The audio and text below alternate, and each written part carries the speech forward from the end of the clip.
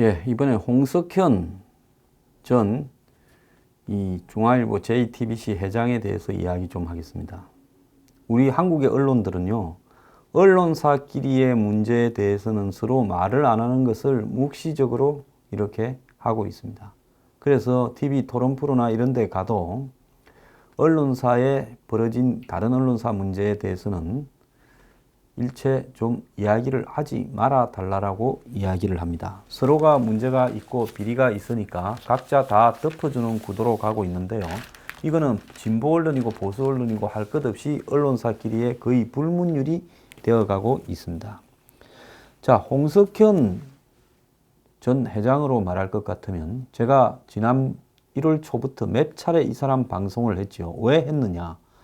지금 촛불 시위를 촉발시킨 태블릿 PC, 즉 박근혜 정권을 탄핵시키고 지금 이재용, 박근혜를 구치소 보내는데 JTBC가 폭로한 태블릿 PC가 결정적인 기여를 했고, 제가 예고를 했다시피 삼성의 뇌물죄는 승마에서 문제가 될 거라 했는데 덴마크 올브르에서 정유라를 덴마크 경찰에 체포토록 한 사람도 JTBC 기자입니다.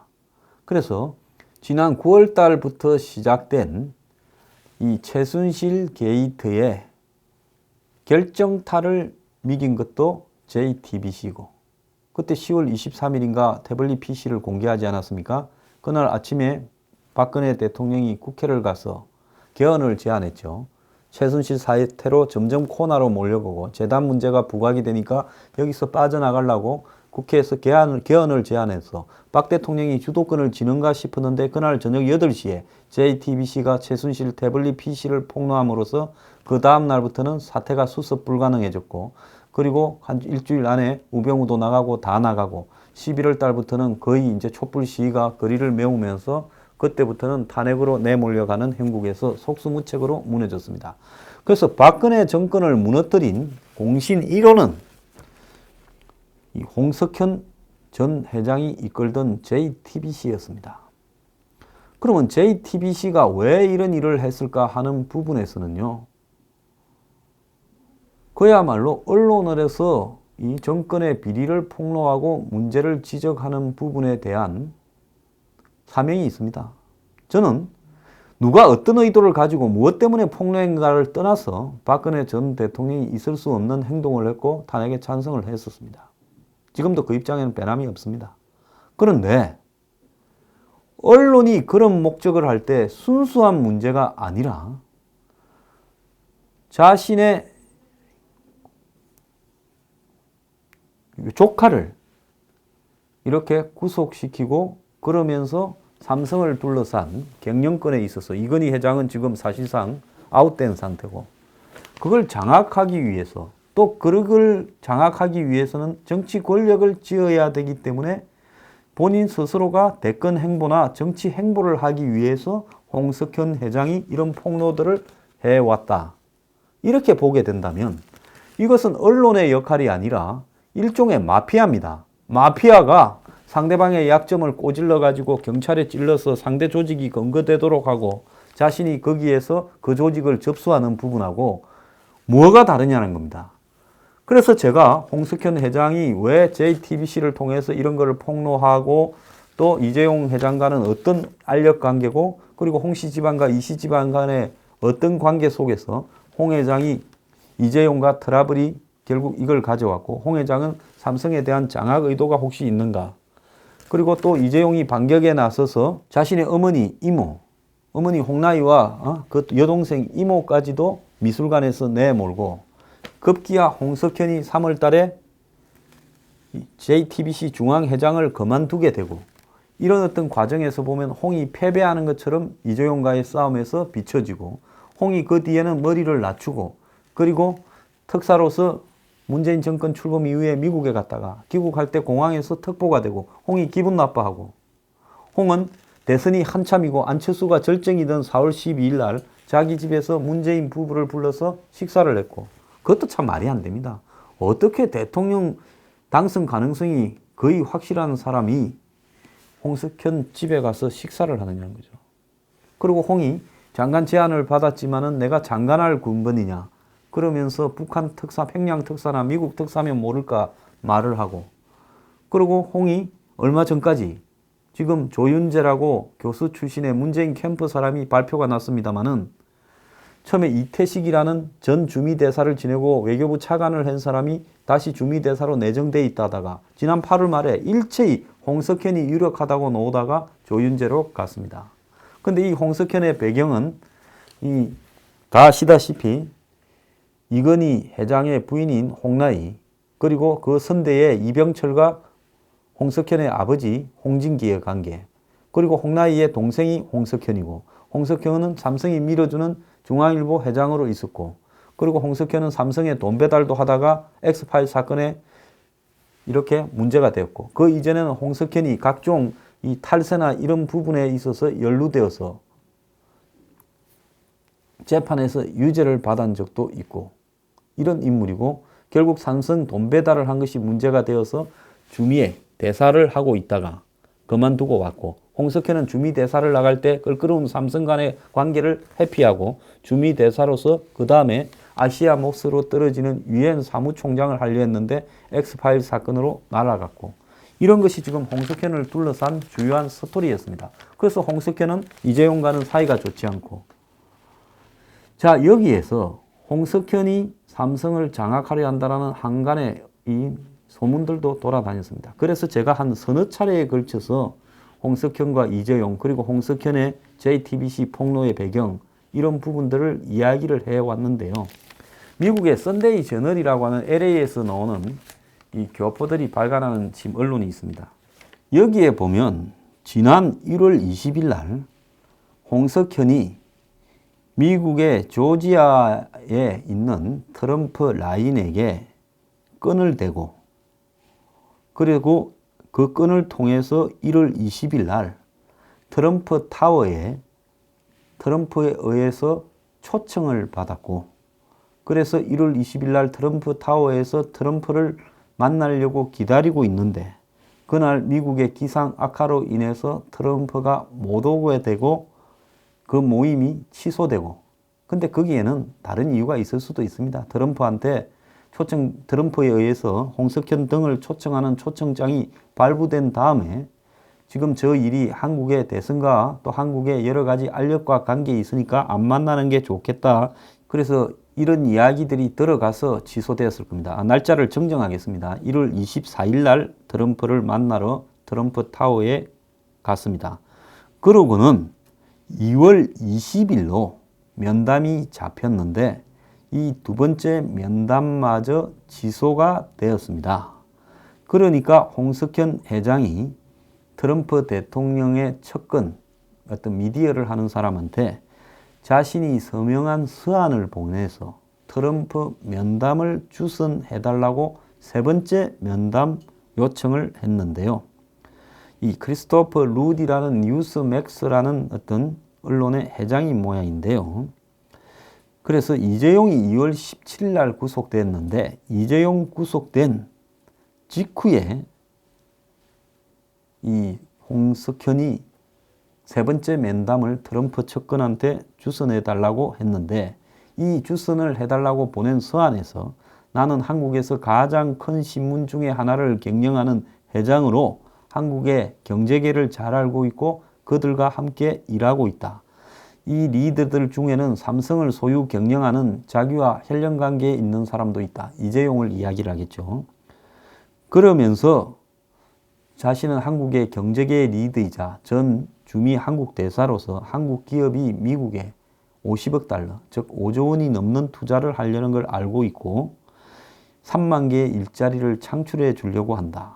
그러면서 트럼프와 그 참모를 만나서 이 문제를 논의하게 된다면 영광이다.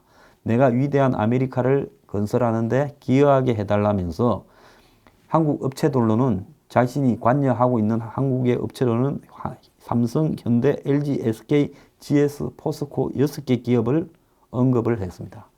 그래서 이 기업들이 미국에 투자하라는 것을 자신이 마치 위임장을 받은 것처럼 특히 이재용은 구속이 된 상태인데 이때 이재용과 홍석현의 관계는 적 중의 적인데 삼성을 팔아서 트럼프의 면담을 요구한 겁니다. 그러니까 1월 24일 날 면담이 무산되었는데 이 무산의 이유 중에 하나는 홍석현의 야망이나 한국 지금 정치 상황에 대한 문제들이 문제가 된다라고 아마 이 미국의 다른 라인에서 문제를 제기하니까 세 번째 면담 요구에서는 그런 정치적인 문제는 싹 빼고 트럼프가 이야기하는 이 위대한 아메리카를 만들고 메이드 인 아메리카를 만드는데 일자리 창출과 투자에 기여하겠다는 부분만을 언급을 하면서 트럼프 면담을 하려 했다는 겁니다. 자, 여기에는 이 이모 목사라고 하는 사람이 조지아주에 사는 사람이 등장하는데요. 이 사람이 이명박 대통령이 될 때 머리에 기름을 부어줬다. 흔히 뭐 성경에 머리에 기름을 부어줘서 축복한다 하는 말이 나오는데 그 뒤에 이제 이런 정치 목사들이 이딴 짓을 가끔씩 합니다. 그래서 이 목사가 조지아주에 있는 트럼프의 측근이나 상원 의원 2명을 연결을 해서 실제로 그 라인이 가동되어서 1월 24일 날 홍석현이 트럼프 타워에서의 초청장을 받았던 걸로 보입니다. 그리고 이제 미국의 하원 의장을 했던 한때는 대선 후보로도 꼽히던 깅그리치도 만날라 했는데 이 사람도 조지아주입니다. 근데 이 사람하고의 면담은 이렇게 거부된 걸로 보입니다. 근데 조지아 출신의 유력 정치인들을 만나라는 것도 미국도 한국처럼 자기 지역구에 일자리를 창출하는 게 국회의원들의 중요한 어떤 목적입니다. 그러니까 삼성이 조지아주에 기아 자동차 2배 정도의 신규 인력을 창출할 수 있는 투자를 하면 한국, 미국, 조지아주에 모두 도움이 돼서 그것 때문에 트럼프를 만나려고 한다라는 이런 이야기를 주선을 했던 목사가 말을 했고요. 그런데 1월 24일 모임이 악천후인지 다른 이유인지 모르지만은 어쨌든 무산이 되고 2월 20일로 연기됐다가 그것도 무산이 되고 그러니까 급해진 홍석현이 이제는 삼성과 한국 기업 6개의 미국에 대한 5조 이상의 투자를 말을 하면서 트럼프 측근에게 접근했던 걸로 보입니다. 홍석현은 1월 22일 이명박 전 대통령에게 머리에 기름을 부었다는 이 목사 집을 방문해서 대통령 기름 부음 의식을 했고요.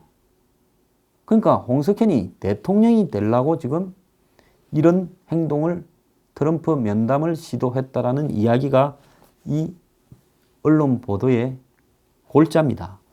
그래서 머리 기름 부음이라는 것은 결국 대통령에 부임할 사람에게 행해지는 축복 의식이다라고 이렇게 봐야 되는 거고 그래서 이 홍석현이 이 조지아에 가서 머리에 목사한테 기름 부음도 받고 조지아의 유력 정치인 상원도 만나고 또 조지아의 트럼프 측근도 만나면서 트럼프하고 면담을 잡았는데 이것이 이 기후 때문인지 다른 이유 때문인지 초청장까지 받고 일찍 가서 트럼프 타워에 대기하고 있었는데도 못 만나게 되면서 면담이 2월 20일로 연기되고 근데 그 연기된 것도 날아가 버리고 그러면서 급해진 홍석현이 이재용 구속 며칠 뒤에 마치 삼성의 투자까지 언급을 하고 다른 기업의 투자까지 자기가 경제적으로 해줄 수 있다고 언급을 하면서 트럼프를 재차 만나려고 했다라는 겁니다.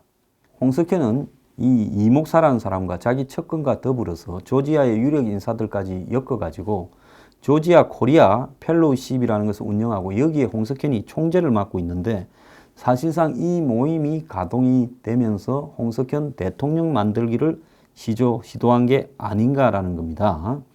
그래서 조지아 주지사를 이렇게 역임했다가 이번에 이 트럼프 밑에서 농무부 장관을 하는 이 퍼듀라는 사람도 이 지금 이 조지아 코리아 펠로우십의 회장인 크레이그 레스라는 사람이 이렇게 발탁해서 키웠던 사람이라는 겁니다.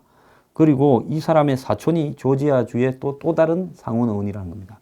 그러니까 홍석현 회장이 조지아주 상원의원 2명을 코를 끼고 또 조지아주의 조직을 만들어서 조지아주의 트럼프와 관련이 있는 유력 인사를 통해서 트럼프하고의 면담을 강력히 추진했다는 겁니다. 자, 그리고 깅그리치 전 이 하원 의장한테도 접근을 했는데 그 사람하고는 잘 안 됐던 걸로 보이고요. 자, 이런 부분에 대한 증거 자료가 지금 이 썬데이 저널에 다 첨부되어 있습니다. 그 증거 자료의 내용에 보면 조지아지 상원 의원을 만나는 사진부터 시작을 해서 보낸 문서 내용, 사용되었던 명함, 이런 것들이 다 나와가 있습니다. 자, 이런 부분을 볼 때 이 썬데이 저널이 보도한 내용은 거의 사실인 것으로 보이고요. 홍석현은 왜 이렇게 이 트럼프 면담을 트럼프 취임 한 열흘도 지나지 않아서 추진하려고 했을까요? 그 목적은 트럼프를 한국의 이 대통령 후보들, 당시 박근혜 대통령이 탄핵될 거라는 것은 1월달 시점에 빤했고, 반기문도 1월 20일께 와서 대선 행보를 했지 않습니까? 그래서 반기문이 한국 오기 전에 유엔 사무총장을 마칠 때 트럼프하고 면담을 시도했는데 트럼프가 거절하지 않았습니까? 그러니까 반기문도 거절당했고, 그리고 여기에 처음 만나기로 되었던 1월 24일은 한국의 당시 대통령 권한 대행을 하던 황교안보다도 일주일 전이에요. 황교안과 트럼프가 1월 30일쯤이나 통화가 되었을 겁니다. 그렇다면 결국은 이건 뭘 의미하는 거겠습니까? 한국에서 내가 제일 빨리 트럼프를 만났다. 그리고 트럼프 만나고 난 다음에 15분 만나기로 돼 있었대요. 15분이라면 그야말로 만나가 악수하고 앉아서 잘 있냐 잘 있다 목적이 뭐냐 이거다 좀 봐주시오 알았다 하고 땡입니다. 통역도 해야 될 거고. 그런데 그 15분을 만나고 난 뒤에 사진을 하나 찍고는 내 트럼프 만났다고 발표하면서 홍석현이 그때 정치를 할 거라 소리가 바다했죠. 리셋 코리아부터 해서 무슨 제라고 부르는 홍석현 대통령 대선과 관련 있는 모임이 있었고, 제가 1월 초에 이야기를 처음 이야기했을 때 홍석현이 대권의 꿈이 있다라는 이야기가 한간에 지금 유력 인사들한테 나오고 있다 하지 않았습니까?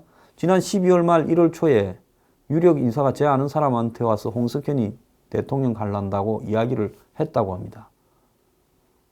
그래서 제가 추적해보니까 실제 그런 움직임을 보이고 있더래요. 그러니까 그때 홍석현이 트럼프를 제일 만나서 낙점을 받고 와서 한국에서 대선 행보를 하려고 했고, 그때는 이제 박근혜 대통령이 탄핵이 된다는 것은 JTBC가 총대를 메어서 거의 그런 상황으로 가고 있었던 겁니다.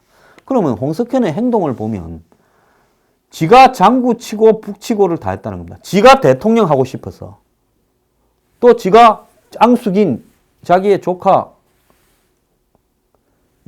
이재용을 구속시키고 지가 삼성을 영향을 미치고 싶어서 이 난리를 갖다가 피웠고, 그 일환으로 트럼프를 만나려고 했는가라는 해석이 나올 수도 있지 않겠습니까?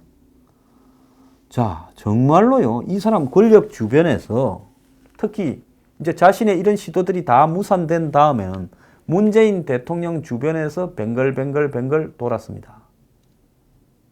이런 사람이 언론인이라고 할 수 있겠습니까? 대한민국이요, 이런 사람의 한 방에 대통령도 날아가 버리고 정권이 교체되고 그리고 지금 안보 위기에 빠져 있습니다. 물론 당한 사람이 더 멍청한 거니까 저는 동정조차도 들지 않습니다. 자, 홍석현이요, 잘 오다가 마지막에 마무리가 안 돼서 지금 고생인데요. 지금 한국의 언론은 누구도 이런 이야기를 보도를 하지 않고 있습니다. 제가 뉴스 브리핑에서 홍석현 관련 여러 번 이야기를 했는데요. 이런 자가 언론사의 대표를 하고 있다, 아직도 그 언론사에 사실상 지배를 하고 있다는 것은요, 대한민국이 부끄러워해야 될 일입니다.